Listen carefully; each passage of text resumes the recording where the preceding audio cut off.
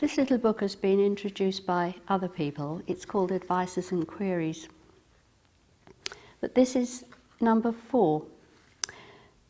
The Religious Society of Friends is rooted in Christianity and has always found inspiration in the life and teachings of Jesus. And then it goes on, how does Jesus speak to you today? My son was going to a big rally in London, but he had glandular fever and he couldn't go. He really was very poorly actually. And he said, well, you've got to represent the family, you've just got to go. So I did. And my daughter and I found ourselves in Hyde Park. It was Nelson Mandela's 70th birthday. He was still in prison on Robben Island, and there was an enormous rock concert in the hope that he would be freed, or at least that he would get, there would be some publicity for his plight. And this rock concert was full of very joyful people, I must admit. But it happened to be the same time as an Anglican conference. And so on the platform, along with everybody else, were 2 Anglican bishops. There was Trevor Huddleston and Desmond Tutu. And Desmond Tutu was wonderful.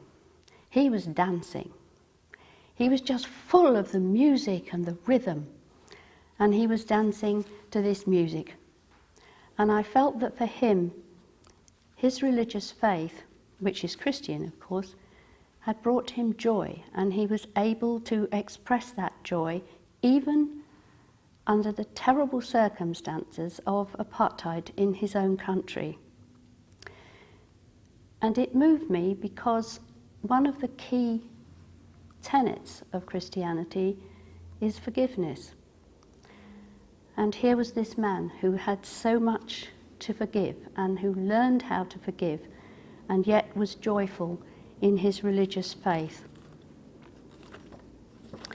Faith's a very practical thing, isn't it? Let me just read you another bit. This is the New English Bible. And it's a letter. James, I think James was actually the brother of Jesus, and he's writing to the early Christian church. Suppose a brother or sister is in rags with not enough food for the day, and one of you says, good luck to you. Keep yourselves warm, have plenty to eat, but does nothing to supply their bodily needs. What is the good of that? So with faith. If it does not lead to action, it is a lifeless thing. And indeed, the whole chapter is called A Practical Religion. But I'd like to say that I always turn, always really, to the New Testament if I need some strength or guidance. And I have often in my life, because my life hasn't been all that straightforward. And there's another piece which is I'm reading from a more modern version than the New English Bible, and it comes from another letter written by Paul to a small and struggling church in Corinth. It's my favourite quotation. I wish I knew it by heart. Love is patient. Love is kind. It does not envy, it does not boast.